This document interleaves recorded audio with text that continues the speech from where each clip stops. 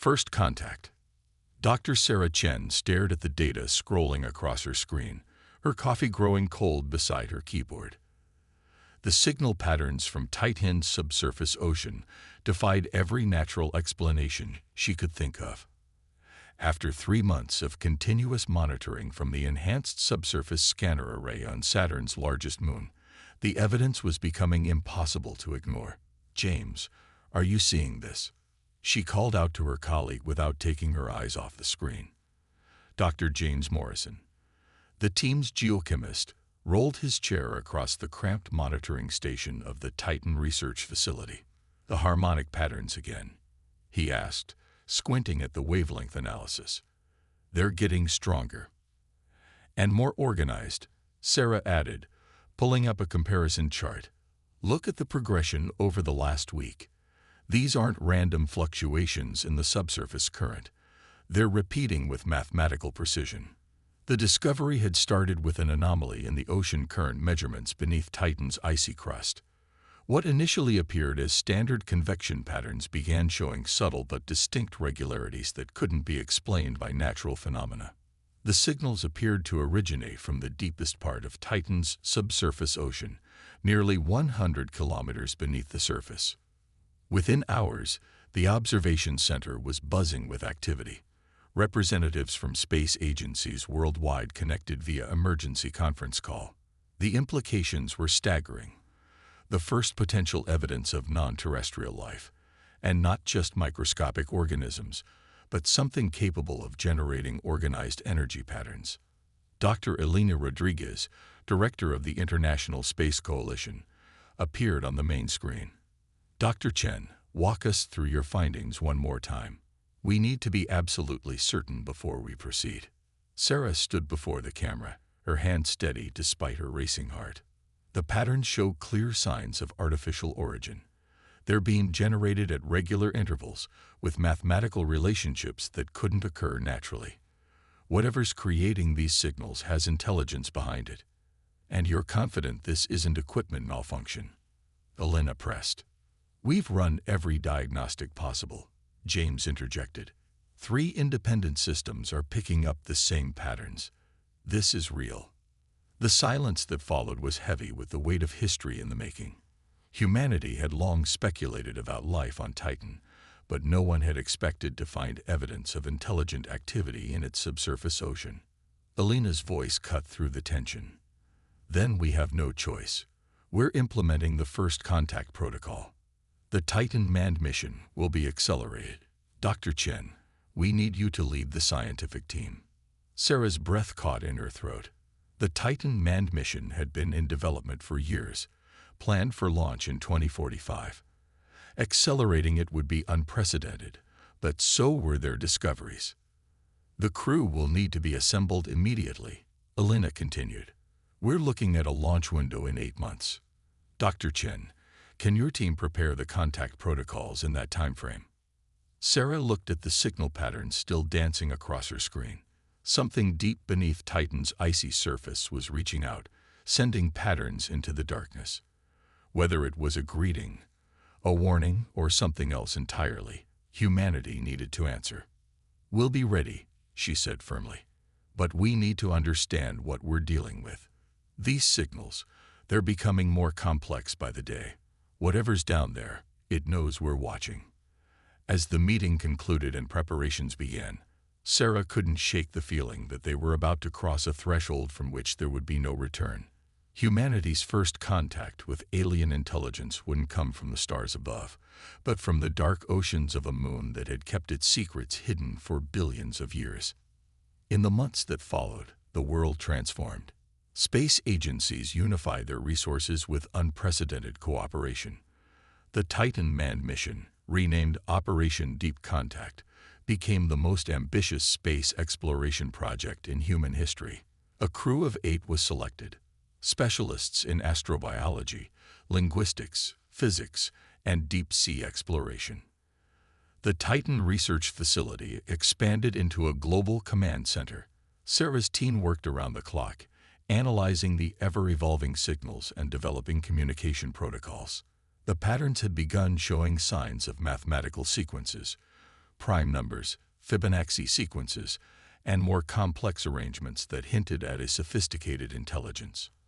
As launch day approached, Sarah found herself standing before the assembled crew of the mission. These 8 individuals would carry humanity's hopes into the unknown, attempting contact with whatever awaited them beneath Titan's icy surface. "What we've discovered changes everything we thought we knew about life in the universe," she told them. "But we're not just going to observe anymore. We're going to make contact. Whatever intelligence is creating these signals, it's been alone in that ocean for possibly millions of years. We need to approach with caution, respect, and open minds." The crew listened intently, their faces showing a mixture of determination and awe. They had trained for every conceivable scenario, but nothing could truly prepare them for what awaited on Titan. As Sarah concluded her briefing, Commander Maya Patel, the mission leader, stepped forward. "We won't let you down, Dr. Chen. Humanity has dreamed of this moment for centuries. It's time to turn that dream into reality." As Sarah watched the crew depart for their final preparations, the signals from Titan continued their mysterious dance across her monitors. In 8 months, humanity would attempt its greatest journey yet, not just to another world, but to another form of intelligence, waiting in the cold depths of a distant moon. Descent. The Titan Explorer's descent module separated from the main ship with a gentle shudder. Commander Maya Patel watched through reinforced windows as Titan's orange haze engulfed them, the methane-rich atmosphere growing thicker with each passing moment. After 8 months of interplanetary travel, they were finally here. "Atmospheric entry in 30 seconds, announced Dr. Marcus Way, their navigation specialist. "All systems nominal." The module's thermal shields heated up as they plunged deeper into Titan's atmosphere. Unlike Earth entries, where friction created temperatures hot enough to melt steel, Titan's entry was gentler, but no less treacherous. The Moon's thick atmosphere and lower gravity meant a slower descent, but it also meant more time for things to go wrong. "We're picking up some unusual electromagnetic interference," reported Dr. Aisha Hassan, their communications expert. Her fingers flew across the control panel as she attempted to maintain their link with the orbiter. "It's similar to the patterns we observed from Earth, but much stronger." Maya felt a chill that had nothing to do with Titan's -179 degrees Celsius surface temperature.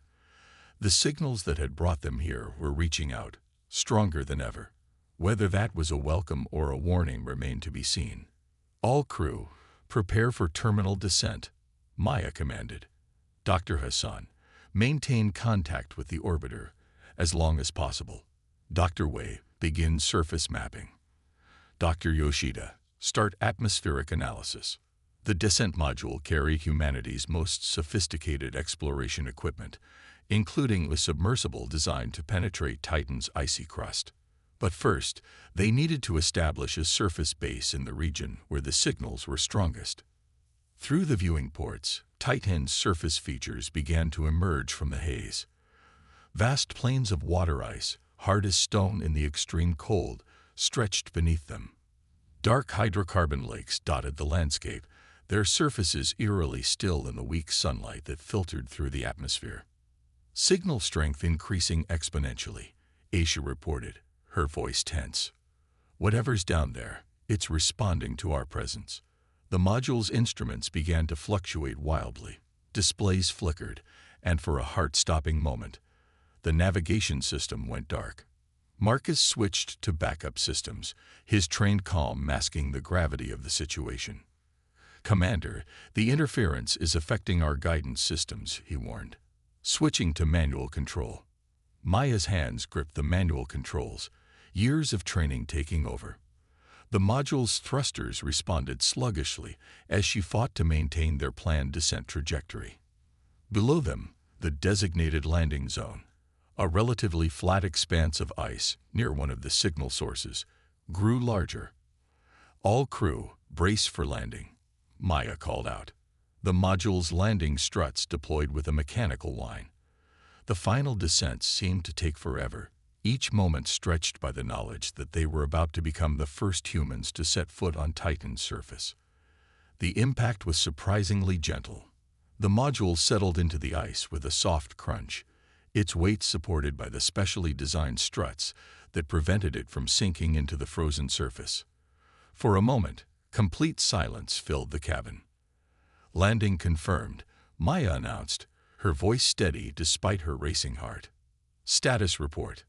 One by one, the crew confirmed their system's status.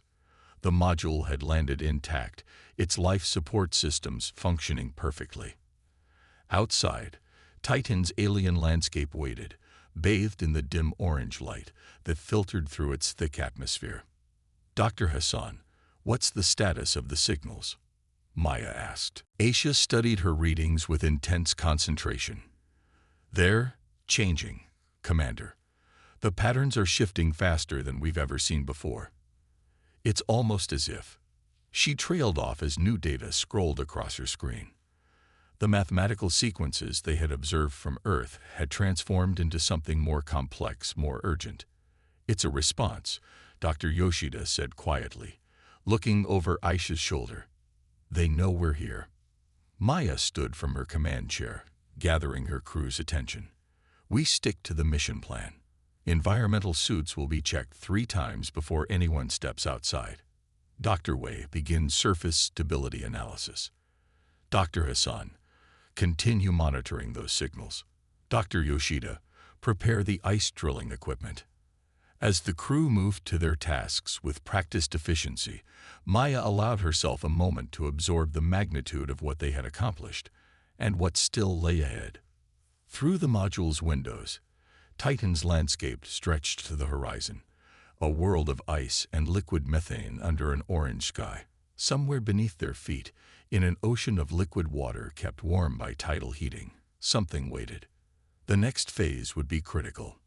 They needed to deploy the deep ice drilling equipment and prepare the submersible for its journey through Titan's crust.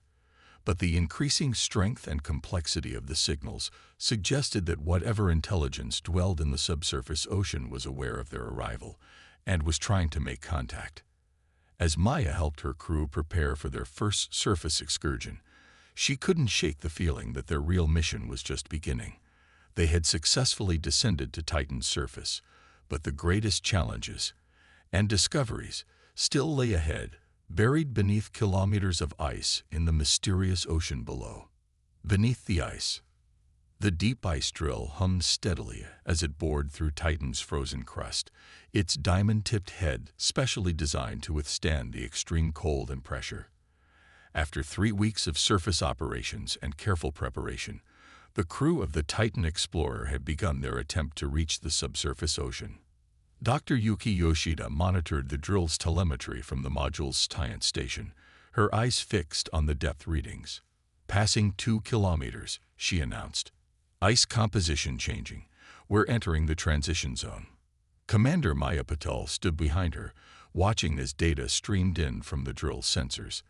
They had chosen this location based on thermal imaging that suggested the ice was thinnest here, possibly due to underlying geological activity. Still, they would need to drill through nearly 10 kilometers of ice to reach the liquid water below. "Dr. Hassan, any changes in the signal patterns?" Maya asked. Aisha looked up from her communication station, where she had been analyzing the mysterious transmissions that had only grown stronger since their landing. "They're becoming more focused, Commander. Whatever's generating them seems to be concentrating its energy directly beneath us." The crew had settled into a routine during their weeks on Titan's surface, but tension remained high. The signals had evolved from mathematical sequences into more complex patterns that suggested an attempt at language. Linguists back on Earth worked around the clock to decipher them, but progress was slow. 3 kilometers, Yuki updated. "Wait, getting some unusual readings from the acoustic sensors." The drill's sophisticated sensor package included devices for detecting sound waves traveling through the ice. As the crew gathered around Yuki's station, a new sound filled the module's speakers, a deep, rhythmic pulsing that seemed to resonate through the ice itself. Recording and transmitting to Earth, Aisha said automatically, though she knew it would be nearly an hour before the signal reached home. The pattern matches the electromagnetic signatures we've been tracking. Dr. Marcus Way, who had been analyzing surface samples, joined them at the science station. Could be naturally occurring resonances in the ice sheet, he suggested, but his tone held doubt. Too regular, Yuki responded, pulling up a frequency analysis. These pulses are precisely timed, with variations that suggest. She trailed off as new data appeared on her screen. The drill had just passed through a pocket of liquid methane trapped in the ice, and its sensors were detecting something unprecedented. Organic compounds, she breathed, her fingers flying across the controls to verify the readings. Complex ones, and they're organized in ways that shouldn't occur naturally. Maya leaned closer to the screen. Are you saying we found evidence of life? More than evidence, Yuki replied, her voice trembling with excitement. These are active biological processes. The compounds are being continuously produced and broken down. There's an entire ecosystem living within the ice sheet itself. The discovery sent shockwaves through the crew.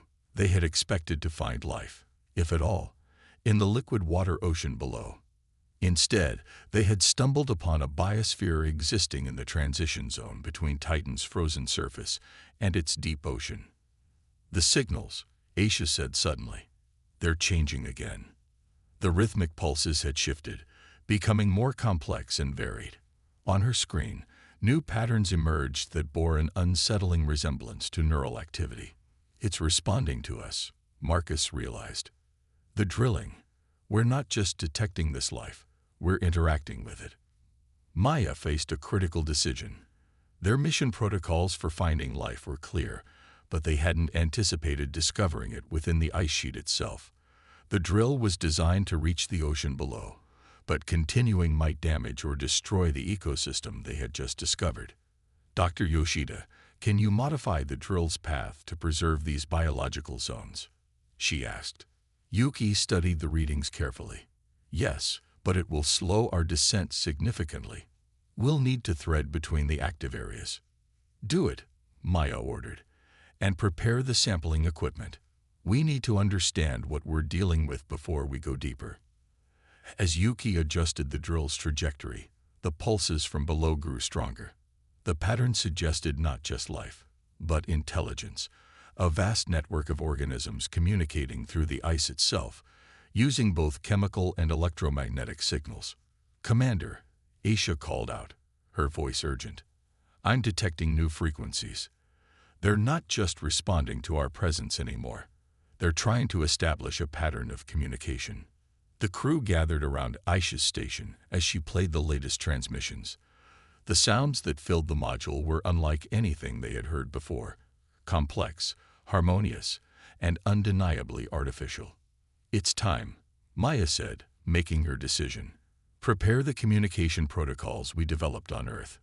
If they're reaching out to us, we need to answer. As the crew began the delicate process of establishing first contact with the ice-dwelling intelligence, none of them could have predicted what would happen next. The boundary between human and alien understanding was about to blur in ways that would challenge everything they thought they knew about life in the universe. The awakening. The first response came not as words or mathematical symbols, but as light. Through the drill's camera feed, the crew watched in stunned silence as bioluminescent patterns rippled through the ice around their probe, creating intricate geometrical shapes that pulsed with an inner radiance. It's beautiful, Dr. Aisha Hassan whispered, her instruments recording every fluctuation in the display. The patterns matched the electromagnetic signals they'd been receiving, but seeing them manifested visually changed everything. They're not just communicating. They're showing us how they see the world. Commander Maya Patel studied the shifting patterns with intense focus. After 4 days of careful attempts at communication, using everything from mathematical sequences to simple pictograms, the ice-dwelling intelligence had finally responded in its own way. Dr. Yoshida, what's the composition analysis showing? Maya asked. Yuki's fingers danced across her console, analyzing the data streaming in from their sensors. The bioluminescence is being generated by a network of interconnected organisms, something like a neural network, but spread throughout the ice sheet. They're using both chemical and electrical signals to communicate. It's like the entire ice layer is one vast, living superorganism. The revelation stunned the crew into silence. They had expected to find simple microbial life, or at best small multicellular organisms.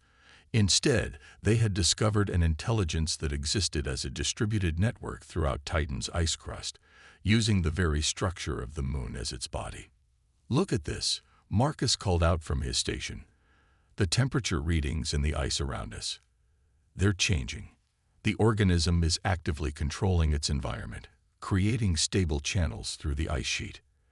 As they watched, the bioluminescent display began to form more ordered patterns. Simple geometric shapes appeared first, then more complex arrangements that seemed to respond to the pictograms they had sent earlier. "They're learning," Aisha realized, her voice filled with wonder. "Each pattern we send, they analyze and respond with increasing complexity. They're not just mimicking, they're building a framework for communication." The crew worked tirelessly, feeding their observations into the advanced AI systems they had brought from Earth. Patterns began to emerge. Certain configurations appeared repeatedly, associated with specific types of responses from the human team. A primitive vocabulary was forming. "Commander," Yuki called out suddenly, her voice tense. "The drill sensors are picking up movement in the ice. The organisms, they're restructuring the crystal matrix around us." Through the camera feed, they watched as the ice itself seemed to flow and reshape, creating a network of transparent channels that spiraled around their probe. The bioluminescent patterns followed these channels, moving with purpose and intelligence. "They're not just living in the ice," Marcus said in amazement. "They're using it as a medium for thought and communication. The entire ice sheet is like a vast organic computer, with these bioluminescent organisms acting as its neurons." The implications were staggering. This wasn't just first contact with alien life. It was contact with a form of intelligence so fundamentally different from human consciousness that it challenged their very understanding of what it meant to be alive and aware. As the hours passed, the communication grew more sophisticated. The alien intelligence began to demonstrate an understanding of complex mathematical concepts, responding to their queries with insights that suggested a deep grasp of physics and chemistry. But more surprisingly, it showed curiosity about its human visitors. "Look at this sequence," Aisha pointed to her screen, where a new pattern was forming. "They're sending us images, representations of our probe, our signals, our presence. They're trying to understand us just as much as we're trying to understand them." Maya made a decision. "It's time to show them who we are. Dr. Hassan, prepare the first contact package we brought from Earth, the one with images of human civilization, our solar system, our biology." As they began transmitting the carefully prepared sequence of images and data, the response was immediate and dramatic. The bioluminescent displays exploded with activity, creating complex, interwoven patterns that seemed to pulse with excitement and recognition. "They understand," Aisha breathed. "They're processing everything we're sending, integrating it into their own framework of knowledge." But there's something else. The patterns shifted again, forming what appeared to be a representation of Titan itself, with layers clearly depicted: the surface, the ice sheet, and most importantly, the deep ocean below. The image pulsed with urgency. "They're trying to tell us something about the ocean," Maya realized. "Something important." As the crew worked to decode this new message, none of them could shake the feeling that they stood on the brink of an even greater discovery. The ice-dwelling intelligence wasn't just reaching out to make contact, it was trying to warn them about something in the depths below. The question was, what awaited them in Titan's dark ocean, and why were their new allies so desperate to communicate about it? Legacy. The revelation came in waves of light and sound, transmitted through the living ice of Titan.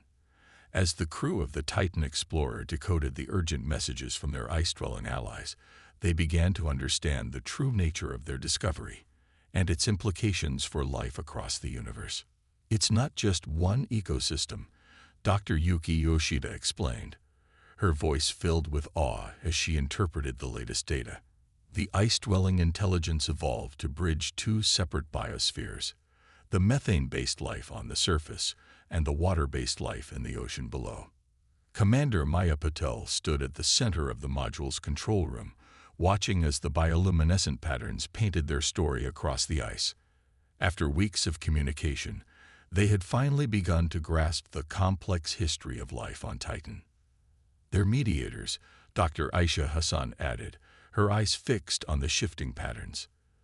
They developed consciousness as a way to facilitate communication between two entirely different forms of life. That's why their neural network spans the entire ice sheet. They're literally the connection between worlds. The truth was more extraordinary than anyone had imagined. Titan hadn't just developed one form of life, but three distinct varieties, each adapted to its unique environment. On the surface, methane-based organisms thrived in the lakes and streams of liquid hydrocarbons. In the deep ocean, water-based life evolved in ways remarkably similar to Earth's early biology. And in between, the ice-dwelling intelligence had emerged as a bridge between these alien cousins. "Look at this," Dr. Marcus Way called out, pointing to new data from their deep ice sensors. The chemical signatures we're detecting, they're showing evidence of deliberate molecular engineering. These organisms aren't just facilitating communication. They're actively maintaining the chemical balance between the surface and subsurface environments. The implications stunned the scientific community back on Earth. The ice dwellers weren't just intelligent. They were custodians of their world, maintaining the delicate balance that allowed all three forms of life to coexist. Their vast neural network, spanning the moon's entire ice sheet, served as both a mind and a regulatory system for Titan's complex biosphere. "They're showing us something else," Aisha said, her voice quiet with revelation. The bioluminescent patterns had shifted, forming what appeared to be representations of other worlds, icy moons throughout the solar system. They're suggesting that this isn't unique to Titan. Similar relationships could exist on Europa, Enceladus, anywhere with the right conditions. Maya felt the weight of the moment settle over her. They hadn't just discovered alien life. They had uncovered a new principle of biological evolution. The possibility that consciousness itself might naturally emerge as a mediating force between different forms of life. Dr. Chen was right, Maya said, thinking back to their chief scientist who had first detected the signals from Earth. "We weren't just picking up random patterns or simple life signs.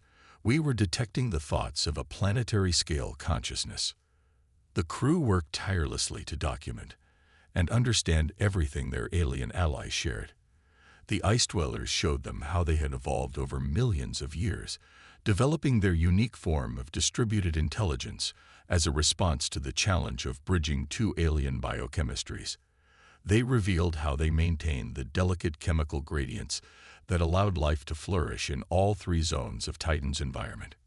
But perhaps most profoundly, they shared their perspective on consciousness itself, not as something confined to individual organisms, but as an emergent property that could span entire worlds, arising from the need to maintain balance and facilitate understanding between different forms of life. As the weeks passed, the implications of their discovery rippled through human civilization. The existence of the ice dwellers challenged fundamental assumptions about the nature of intelligence and consciousness. Their role as mediators between different forms of life offered a new model for understanding ecology and evolution, not just on Titan, but potentially throughout the universe. "It's time to prepare our final report," Maya announced to her crew. They had spent months on Titan's surface, learning and documenting everything they could. But more importantly, we need to decide how to move forward. The ice dwellers have offered to continue teaching us, to help us understand their role as planetary custodians. The decision was unanimous, both among the crew and the authorities back on Earth. The Titan Explorer mission would be extended, transformed into a permanent research station. More importantly, the lessons learned from the ice dwellers would inform humanity's approach to exploring other icy worlds in the solar system. As Maya recorded her final log entry, she reflected on how their discovery had changed humanity's perspective forever. "We came to Titan looking for simple life," she wrote, "but we found something far more profound, a form of consciousness that exists to create understanding between different worlds." Perhaps that's not just Titan's story, but the story of consciousness itself throughout the universe, the emergence of intelligence as a force for connection and balance. The legacy of their discovery would echo through human civilization for generations to come, reshaping our understanding of life, consciousness, and our place in the cosmos. On Titan, the bioluminescent patterns continued their eternal dance through the ice, maintaining the balance between worlds, a living testament to the endless possibilities of life in the universe.